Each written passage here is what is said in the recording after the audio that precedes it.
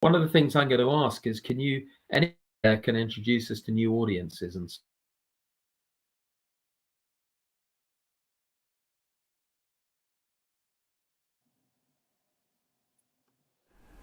In Thailand, there exists a tourist show so cruel that it has no place in the modern world. Tragically, it epitomizes the horrors for both humans and captive Asian elephants everywhere in modern tourism. Every year, thousands of people visit Nong Nuch Village Park for elephant displays to watch these magnificent animals perform acts completely incongruous with their wild nature. To ensure they work effectively, teams of handlers torture and beat both babies and adults daily, ensuring the elephants are kept in a traumatized state of submission.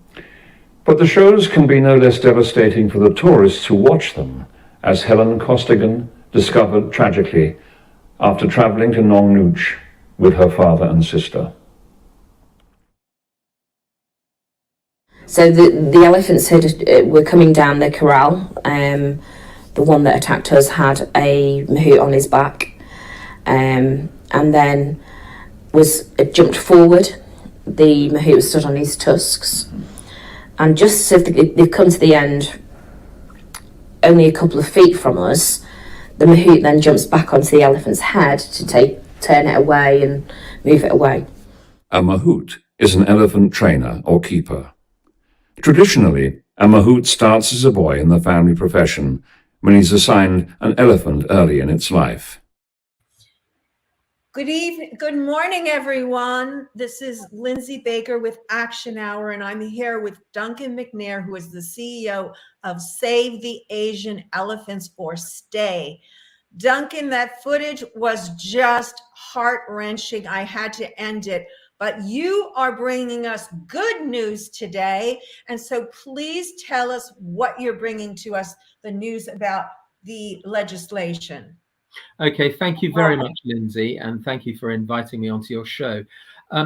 We do have good news at Save the Asian Elephants. We've set our hand since foundation of STAY to opening up public awareness about the terrible abuse in commercial exploitation and tourism to the diminishing numbers of Asian elephants.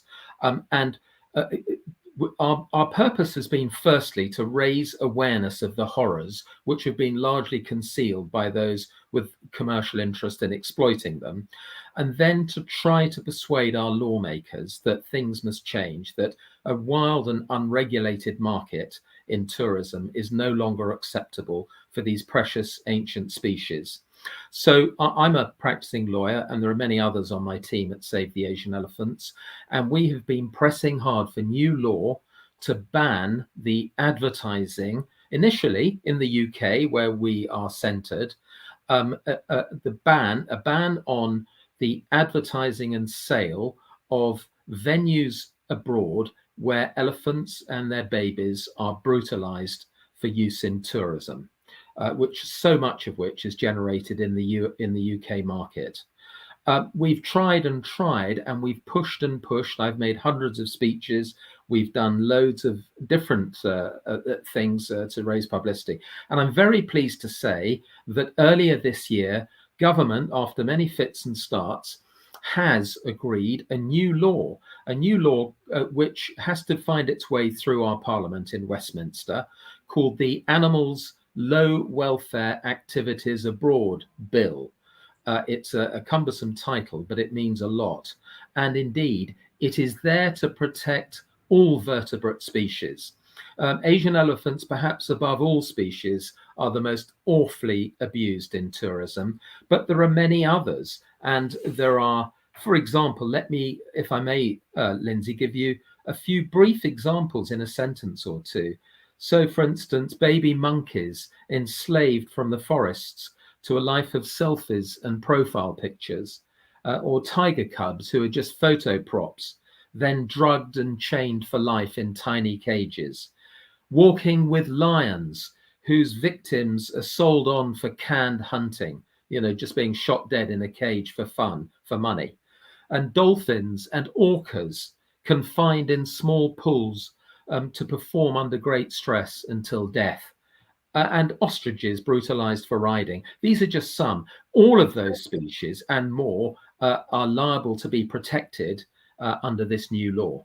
So this is a sweeping law that you're talking about. It is. It is. It's going to affect so many, and we do want to get into all the ins and outs of it and what people can do to help.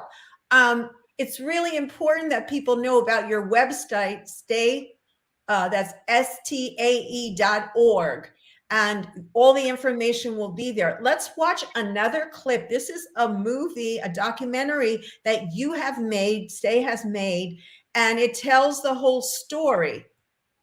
Yeah.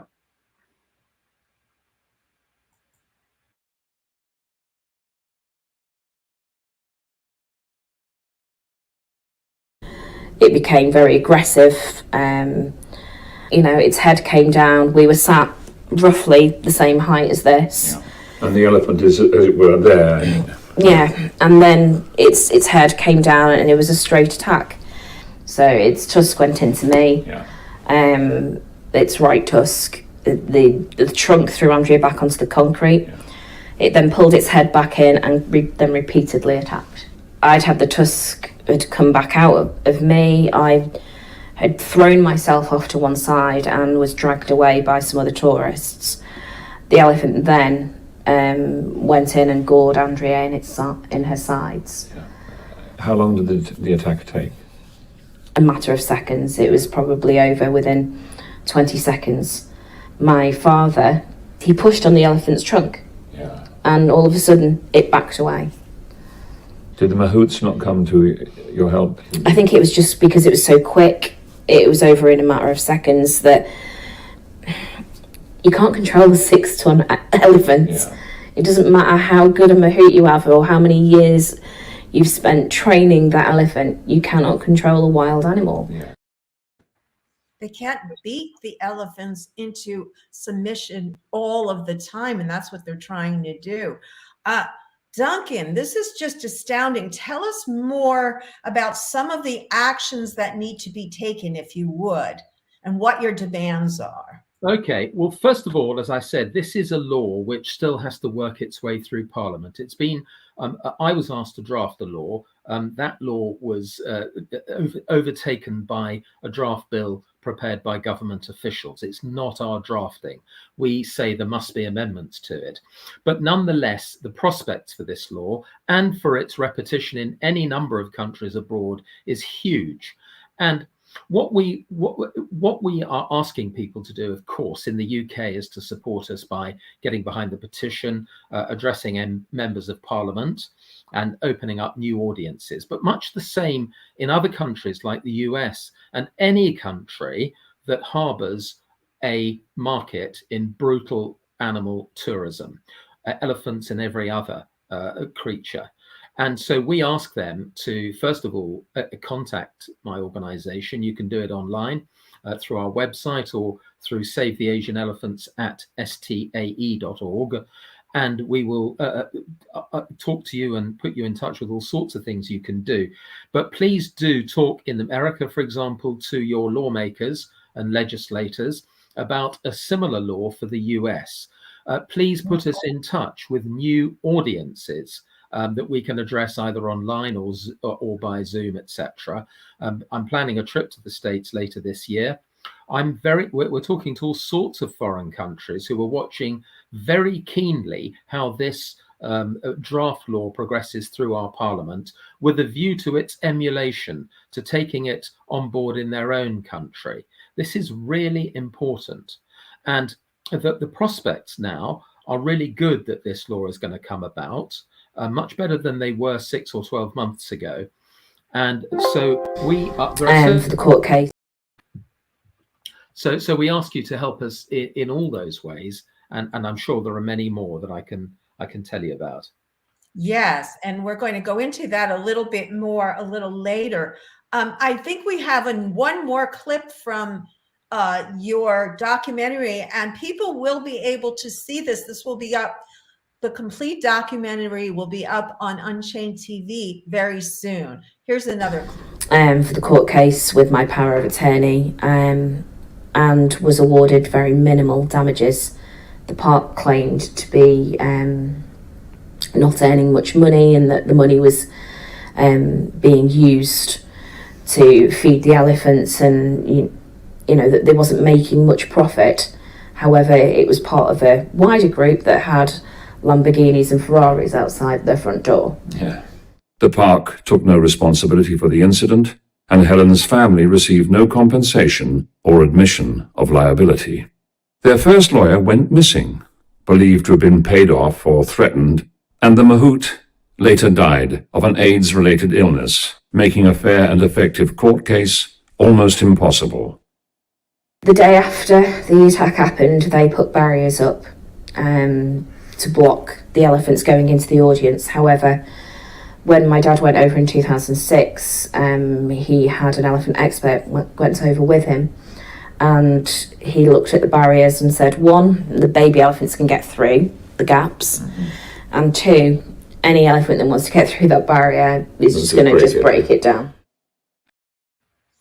Yeah, I mean, this is so incredible that something that is not only dangerous to animals, but also to people is still allowed to continue. How deep is the corruption, Duncan?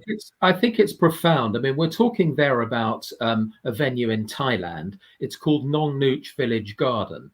Now, that cover-up and that effective stifling of a perfectly decent claim, you can find replicated, I'm afraid to say, not only across Thailand, but many other countries that have indigenous Asian elephants.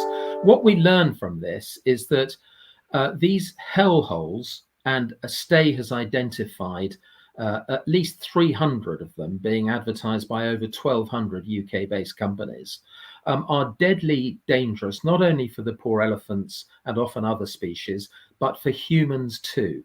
We always say that what's good for animals is good for humans and vice versa. And here's what's bad for both. And the terrible thing is that that place, Nong Nooch, where that terrible fatal attack happened, was 20 years ago. Now, I visited with a team and a newspaper that same venue 2 months ago. It is an utter hellhole where baby elephants and their mothers and fathers are brutalized, even in the ring, secretly having nails driven into their necks to terrify them into doing tricks. Little baby elephants with blood on them running across the rodeo ring to seek shelter under their mothers from the abuse they get having to perform unnatural tricks. And deadly danger as huge tusker elephants are encouraged into crowds of children to receive wads of money into their trunk that they pass back to their youth. Now, the shocking thing about this is it's worse 23 years on from that attack than it even was. This is the legacy of our unregulated market. But here's the punchline. Here's the thing. That Nong Nooch is awful, not because it's unique, but because it's typical. There are thousands of places like that across Southeast Asia. I've seen plenty. I can tell you in a moment about another horrific place I saw in Thailand in that same trip. It's a tragedy and it's an outrage. And please, everyone out there who's of good heart for animal welfare, please get behind us, behind Save the Asian Elephants. We're getting a lot of backing now from the animal welfare sector. It's not before time, and it's so important for these endangered species whose days are numbered. Yes, I wanted to just jump in here and just ask you if you could talk about some of the actions that are needed and what benefits will come from them. And what about, where will these elephants that are rescued or taken out of these circulation, where will they go? Well, look, what we aim for, this potential new law throws a lifeline to many endangered species who are near to the brink. And what we're saying is that this law has the potential to steer the market from gross and brutal to ethical, and genuine sanctuaries and wildlife parks, we know that business everywhere follows the money. And if people are simply refusing to go to venues where brutality is happening, or they just don't hear about them, so they don't book them, and they only hear about ethical, genuine places, and there are plenty of those, nowhere near enough, then the market will steer itself towards ethical. We can see early signs of that, but they're far too small and far too slow. So it's not so much a question of swooping in, grabbing all sorts of animals and exporting them to somewhere else. It's encouraging those who run these venues not to brutalize the elephants, but to engage in developing their sites so that instead of chaining them down and beating them and stabbing them and forcing them to play football and darts, they're allowed to wander free. And we are, of course, ethical tourism is fine. In the case of elephants, that can be done in many different ways, but elephants must be seen from a safe and respectful distance. You showed an image a moment ago of a raised skyway.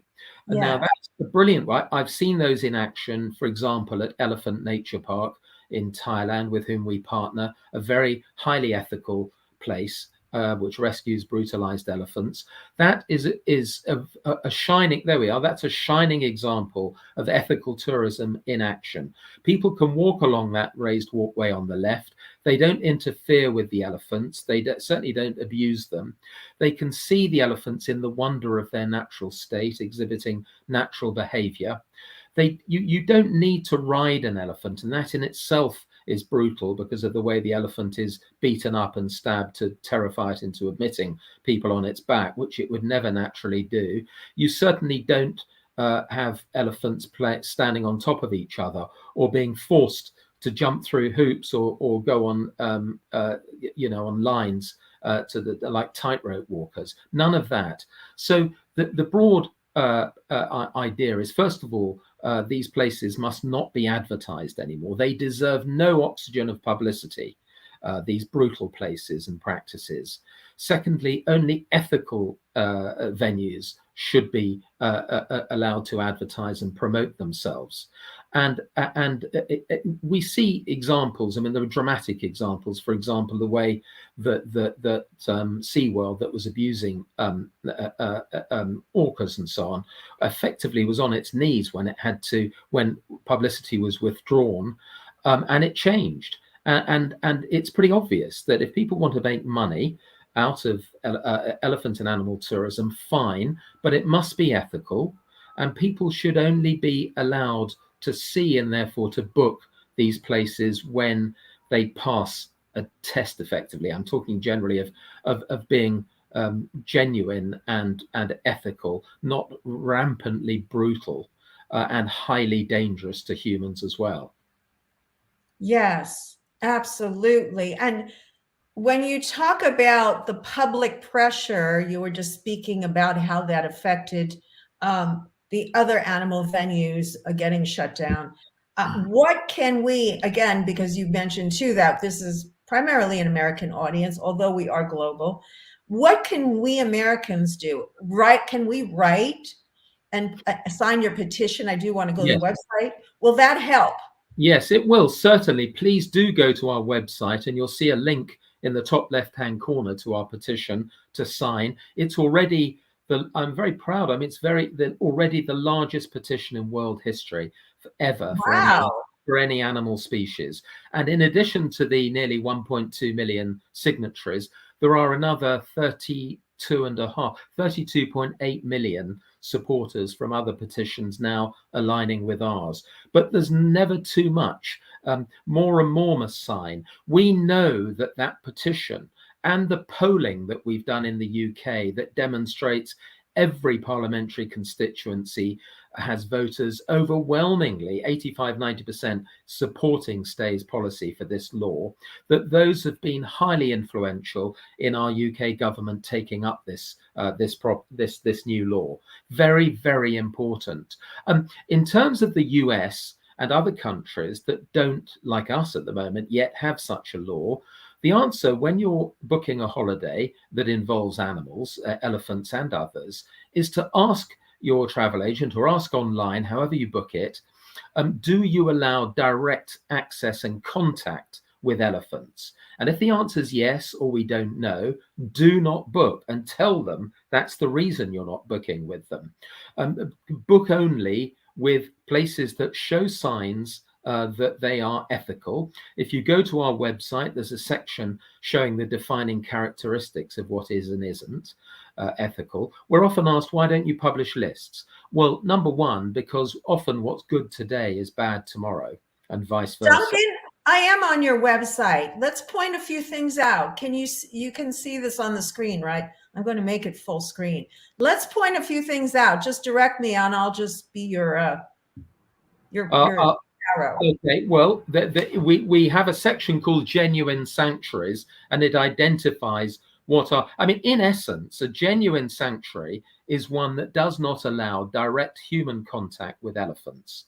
That's the golden rule. If you're allowed to ride them, touch them, play with them, or indeed watch them doing tricks and games, do not go there. Those elephants have been brutalized, and in many cases are in a terrible, terrible state.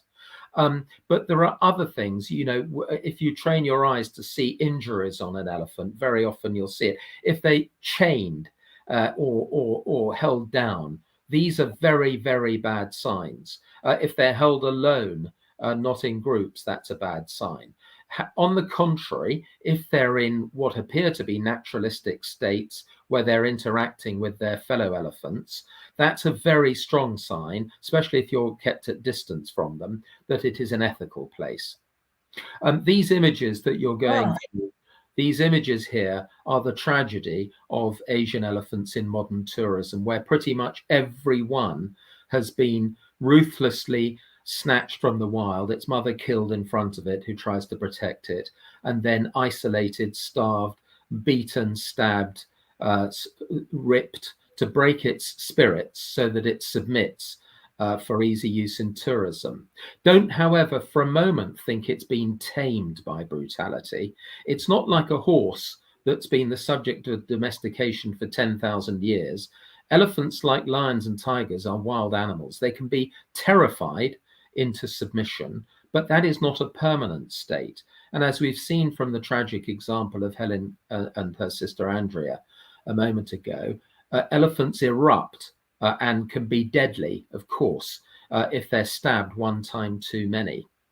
So we must be really realistic about that. Brutality does not ensure the safety of an elephant around humans. Far, far from it. We've identified at Stay over 700 humans, mostly tourists, have been killed in the most vicious way by brutalized elephants, and nearly 1,000 more suffering catastrophic injuries, crushed chests and broken limbs and crushed skulls and so on. Elephants, when they attack, don't muck about. And if you have 5 tons of elephant with big tusks on the front heading fast for you, you know you're in very, very big danger. Absolutely. Now, this is your website, and people can come to this page and take action. All of these actions: contact the Prime Minister, the Minister of State. But again, if you're an American, you can still do that. You can view the petition. So there are many ways to help get the word out. Now, we are going through our time very quickly here. So I want to ask you to please talk about anything else that's important, what you would like our viewers to know. Okay, well, I want to tell you briefly about the bill. So again, it's called the Animals Low Welfare Activities Abroad Bill. This is a bill that the UK should champion to the world. I and my colleagues at Save the Asian Elephants are in touch with the US and other countries around the world to explain what's happening, to ask them to follow it, to hope and pray with us that this becomes law in a robust state. And we're going to be trying to get the bill amended and strengthened with proper penalties and enforcement, that we avoid the cold grip of the commercial travel industry that is trying to head this off, headed by quite a few huge American companies, I might say, and to be ready to emulate this law, because the UK is not the only country that harbours a grossly unscrupulous market in this animal abuse in tourism. I'm afraid the States does, Australasia, Europe, and so on, and pretty much all countries of the world. So I also would hope that people can help us by introducing us to new audiences online and in person in America, and publications that would be interested in carrying this story to a wider audience in the States. Because if the US can get behind this sort of law, and why would it not wish to? There are hundreds of millions, I would estimate, of animal lovers in the US. In other words, the great bulk of the population as here. Then we're really talking. And other countries also. It's really important, for the sake of these animals and for our people, that we all get behind this. The good thing about this law, whatever emerges at the other end, and we're hoping for great things, is that it raises a big flag, a standard around which we can all gather to say we must put an end to this grossly abusive tourism, make it give way to ethical tourism for all animals, and to put an end to the risk to the extirpation, the very end of these poor species. I've seen a lot of this happening. I've seen baby elephants screaming and crying in front of their mothers as they're beaten and stabbed. Who on earth would want a holiday that involves elephants that have been through that, or little tiger cubs beaten up and chained and drugged for a quick selfie or a photo shoot, and so on? It's gross and awful. It's really unconscionable, and really important that all governments get behind this. Our government, the US government, the UK, of course, it's so important. All the work you've been doing. I want to mention that you've been at it pressuring the Parliament in the UK, pressuring them, putting up bills. You're a lawyer by trade, and you founded Stay, and you are the CEO, but you are constantly writing bills. And now there was one, the Animal Abroad Act, and that one did not work out. Can you talk maybe a little bit about the difference between the two? I think that might be interesting. Well, actually, it's interesting. The Animals Abroad bill was conceived a year or two ago, and was intended by the government two governments ago, Boris Johnson's government, to pass into law. But unfortunately, it was hijacked by a couple of his own party who do not like animals and take the view that their argument is that whether or not you go to see animals that have been abused in tourism is a matter for your own personal conscience, and the law should not intrude at all. You can do what you like as long as you exercise your conscience. I mean, it's in my view, a scandalous argument, and it opens the way to abuse. That, in any event, that bill fell away, but that was only actually ever intended almost certainly for elephants alone. But the new proposed law is for all vertebrate animals that are within the control of man. So it doesn't affect wild animals, but it does affect wild species under the control of man, like abused Asian elephants. And so that's the main difference. This new law is much wider, much bigger, even more important. And everyone at my organization, Save the Asian Elephants, we have a bleeding heart for all these other poor species, the apes, the big cats, dolphins, bears, horses, aquatic life and bird life and so on.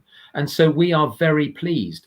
I've had about 30 meetings with our Prime Minister's officials down the last 2 or 3 years with my team, and we started to open the discussion out into other animals when we felt we'd made real progress for elephants, and they were receptive. And there are many good people in politics who want this bill to succeed. And so we believe that was the genesis of this new bill that opens the way to really helping all these other species as well as elephants. It's a really, really big law. Even if it passes into law not in the terms we want, it is a very important building block. It is the first in the world, as far as we're aware, we're sure of it, a law to ban the advertising of overseas tourism that is brutal to animals. That is a first. And I hope that it can be championed to everywhere in the world that is involved in marketing, allowing the marketing of abuse of animals. That's the big difference. This bill is a lot broader and wider, bigger scope than the Animals Abroad bill that fell away. Well, that's very encouraging to hear that. And I was going to just mention to everyone, if you can, please share this out, share out this video and use this tag here that we have, Animal Low Welfare Activities Abroad bill. And we are going to also put all of the links that are relevant, such as the Stay link, which is super easy, stay.org. But all of the links will be listed at the top of the post. Duncan, I wanted to give a kind of positive note here and play the mechanical elephant that PETA donated. Sure.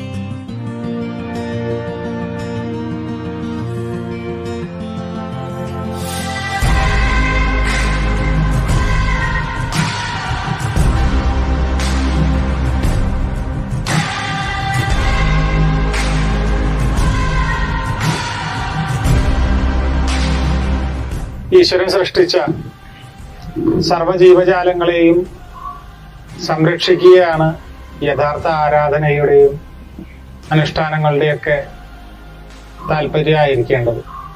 ആനകളെ അവയുടെ സ്വാഭാവിക പ്രകൃതിയിൽ ജീവിക്കാൻ അനുവദിക്കുകയാണ് ആനകളെ പ്രതിനിധീകരിക്കുന്ന ഗണപതി ഭഗവാനോടുള്ള യഥാർത്ഥ ആരാധനയായിരിക്കേണ്ടത്.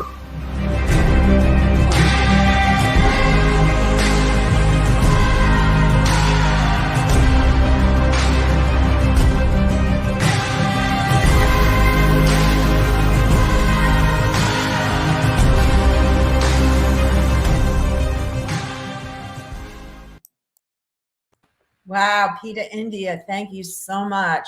But that just goes to show and makes me super, super optimistic, because that just goes to show that change is possible. Yes, certainly. I think that although, relatively speaking, there's only a minority of elephants that are forced into abuse in temples, certainly the abuse they encounter there is dramatic and awful. And I've seen it. I've made it my business to go and look on it and report about it. It's really, really awful. We must still, of course, even if this took off and these prototypes are quite expensive, they may become less expensive if there's mass production in some way. But we must also remember that about the elephants that must be saved from, from abuse in temples and elsewhere. And indeed, we think that the true future for Asian elephants is ethical tourism. I personally and Stay have no objection to people, as it were, making money out of elephant tourism, as long as it is ethical. That's absolutely the requirement. So elephants that are allowed to roam free in herds in natural surroundings, as far as possible consistent with safety and security for them and humans, is fine. They must be observed from a safe and respectful distance, and they must not be subject of human direct contact unless for their own protection or welfare, such as veterinary intervention. But elephants must be allowed to survive in a naturalistic state. We don't want to see them just go and give way to models of elephants.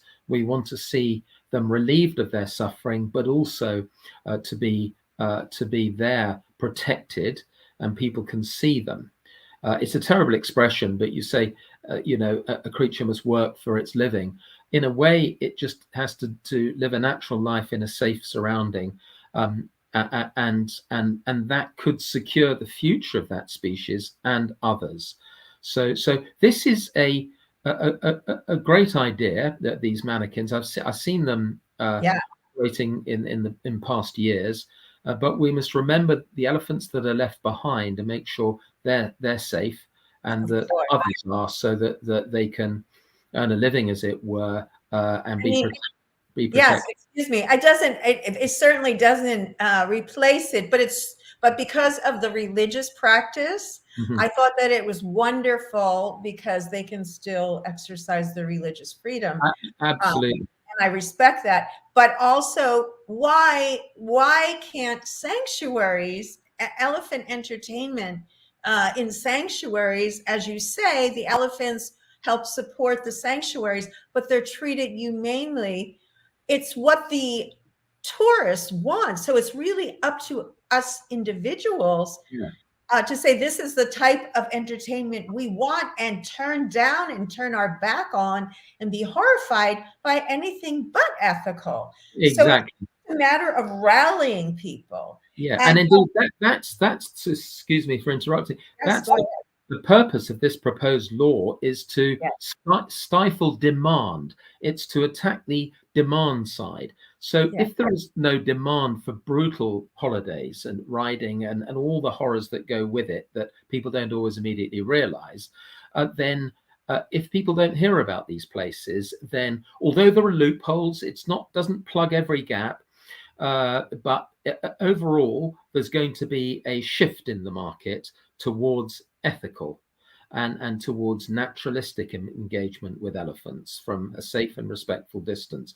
That is at the heart of this, not the abolition of elephant tourism, which we've seen quite wrongly expressed by the highly active and unscrupulous commercial lobby for the fag end of the tourist industry, but ethical. We believe in ethical tourism, and these images, these are all of sanctuaries. You can see the difference between these, which look to all intents and purposes like the wild, compared to elephants that are broken down, beaten up, stabbed, held with sharp wires, and never moved, sometimes for 30 or 40 years, held in unnatural positions, covered in wounds, awful injuries, and they die a sad and lonely life. I've seen it many, many times. So there is a real prospect for change. And, the single message is, don't go near these horrible places. Please support us. We desperately need support from everywhere in the world to promote this sort of legislation everywhere. Absolutely. And we want to help you get the word out any way we can. And again, I'm going to encourage my audience to please share this out, everyone. People will be seeing it all over the world. We can all take action and help. Duncan, thank you for being here. Thank you for keeping us up to date. And please come back soon with more good news. And we will see you next time, everyone. Thanks for watching. Thank you very much, everyone. Thank you, Lindsay.